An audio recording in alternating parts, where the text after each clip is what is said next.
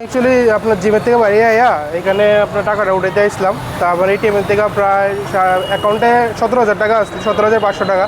তা 4,500 টাকা উঠাইতে আসছি। টাকাটা প্রসেসিংও হয়ে গেছে, টাকাটা আয়া পড়ছে মেশিনে, যেটা আমরা অটোমেটিকলি আওয়াজ করে টাকাটা আইছে।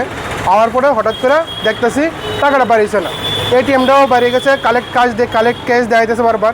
তারপরে আমি এটিএম থেকে যে সময় টাকাটা উঠাইতে গেছি, দেখি এটিএমের যেখান থেকে আমরা টাকাটা বার করি সবসময়, সবাই এটিএম থেকে যারা টাকা উঠায় তারা জানে যে এই টাকাটার মধ্যে অলরেডি সেলোটেপ দিয়ে একটা ব্ল্যাক কালার ইতন দিয়া পুরো আটকে রেখে দিয়েছে, যার কারণে আমরা এখন টাকাটা আইসি না। তারপরে একজন স্যারে যাইতেছিল, স্যারের ইনফরমেশনটা দিয়েছি, তো স্যারে কন্ট্যাক্ট করে বাকিরা ইনফর্ম করছে। তো স্যারে আয়েই এই জিনিসটা সলভ আউট হয়েছে আর কি।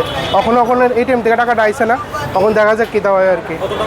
4,500 টাকা উঠেছিলাম আর কি। কোন জায়গায় এবং কি এটা আপনার ওই জয়নগর এটিএম, এইচডিএফসি ব্রাঞ্চের এটিএম একটা, এটা 51 নম্বর পিলারের অপোজিটে আর কি।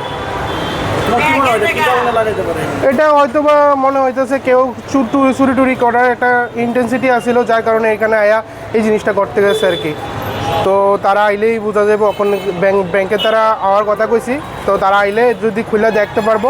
হয়তোবা আমার আগে যারা বুঝছে না, তারা হয়তোবা এমন অনেকজন 4-5 জন যারা বয়স্ক মানুষ আছে, তারা যেহেতু একটা আইডিয়া নাই, তারা টাকাটি হয়তো আটকে যেতে পারে আর কি। আপনারা গিয়ে দেখতে পারবেন যে এটা পুরো ব্লক করে রাখছে, সিল করে রাখছে এই এটিএমটা। আমার নাম তন্ময় ভট্টাচার্য। নামটা কি? তন্ময় ভট্টাচার্য।